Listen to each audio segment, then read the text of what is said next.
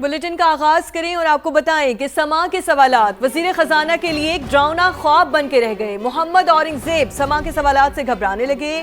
Bureau chief اسلام آباد شکیل احمد نے سوال کرنے کے لیے مائک تھاما تو وزیر خزانہ نے وزیر اطلاعات کے کان میں سرگوشیاں شروع کر دیں۔ سما کا سوال، وزیر خزانہ اور وزیر اطلاعات کا جواب آپ کو دکھائیں گے۔ ابھی آپ کو بتا رہے ہیں کہ سما کے سوالات وزیر خزانہ کے لیے ایک ڈراؤنا خواب بن کے رہ گیا۔ محمد اورنگزیب کے سوالات سے گھبرانے لگے۔ بیورو چیف اسلام آباد شکیل احمد نے سوال کرنے کے لیے مائک تھاما تو وزیر خزانہ نے وزیر اطلاعات کے کان میں سرگوشیاں بھی شروع کر دیں۔ سما کی جانب سے اس سے پہلے بھی سوال کیا گیا تو وزیر خزانہ محمد اورنگزیب کی جانب سے جواب گول مول کر دیا گیا۔ وزیر خزانہ اور وزیر اطلاعات کا جواب آپ کو دکھاتے ہیں۔ ہم نے ڈیولپمنٹ ایکسپینڈیچرز کافی کٹ کر دیے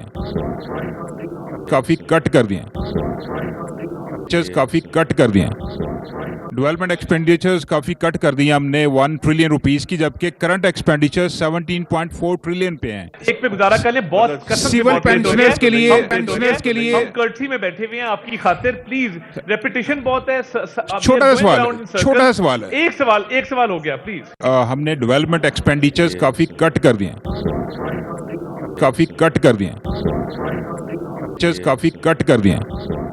ڈیولپمنٹ ایکسپینڈیچرز کافی کٹ کر دی ہم نے 1 ٹریلین روپیز کی، جبکہ کرنٹ ایکسپینڈیچر 17.4 ٹریلین پہ ہیں۔ ایک پہ گزارا کر لیں، بہت سیول پینشنرز کے لیے ہم کرسی میں بیٹھے ہوئے ہیں آپ کی خاطر، پلیز ریپیٹیشن بہت ہے۔ چھوٹا سوال ہے، ایک سوال ہو گیا پلیز۔ بیورو چیف اسلام آباد شکیل احمد ہمارے ساتھ بھی موجود ہیں۔ شکیل، ابھی میں جب یہ سن رہی تھی، دیکھ رہی تھی، تو وہ سب ٹائٹل میں چل رہا تھا کہ یہ ہے وہ سما والا، تو ایسا کیا آپ نے کچھ دیر پہلے بھی کیا تھا، کچھ دن پہلے بھی کیا تھا کہ وہ ان کو یاد رہ گیا یہ ہے وہ سما والا؟ ایسا کیا چبھتا سوال تھا؟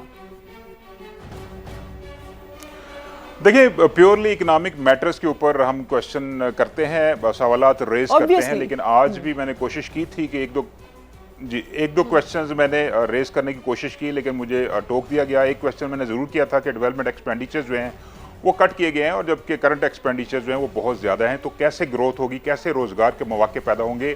تو اگلا کویسچن میں پینشن کے اوپر کرنا چاہ رہا تھا، لیکن انہوں نے روک دیا۔ لیکن آج اوورال کنڈکٹ پریس کانفرنس کا اچھا تھا۔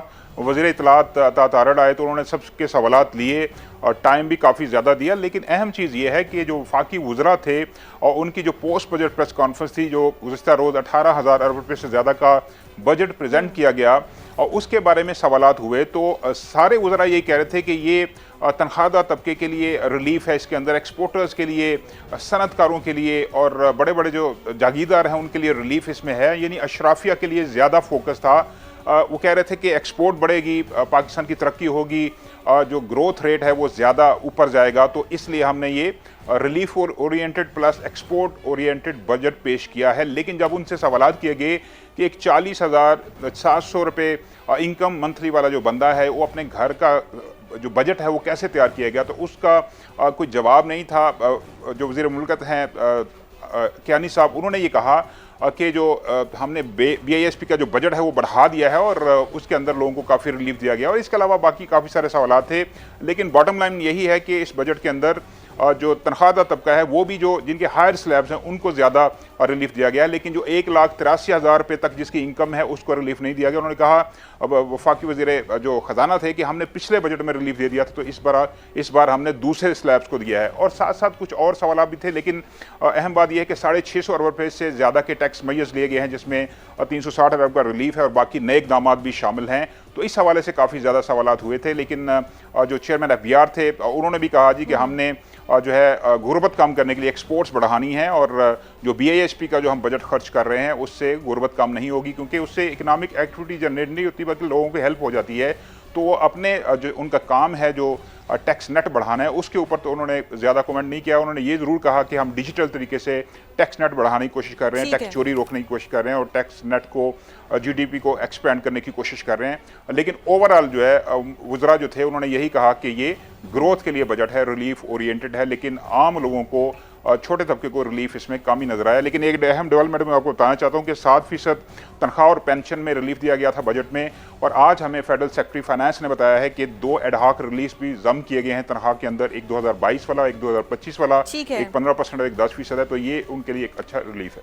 ठीक है, शकील अहमद साहब हमारे साथ मौजूद थे। आपने बताया कि किस तरह से वहाँ पर जो है सवाल का जवाब देने को किस तरह से गोलमोल कर दिया गया वज़ीर ख़ज़ाना मोहम्मद औरंगज़ेब की जानिब से।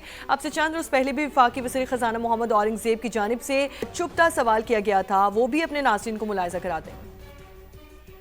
इकोनॉमिक सर्वे है, आपने पिछले 2-3 साल में कितना एम्प्लॉयमेंट जनरेट किया, कितने लोगों को रोजगार दिलाइए, जरा बता दीजिए। एक्सपोर्ट्स का तो मैंने खुद जिक्र कर दिया और आपको बता दिया कि वहाँ कहाँ और किस वजह से वो रिडक्शन हुई है, which is essentially the food sector. इस साल का जो करंट अकाउंट है हम तकरीबन कहाँ उसको कंप्लीट करेंगे, तो तकरीबन $30 बिलियन, और आपकी बात दुरुस्त है कि हमारी एक्सपोर्ट पिछले साल के मुताबिक में थोड़ी सी कम होगी, और उसमें these are 2 factors, this is not broad based, that was my point.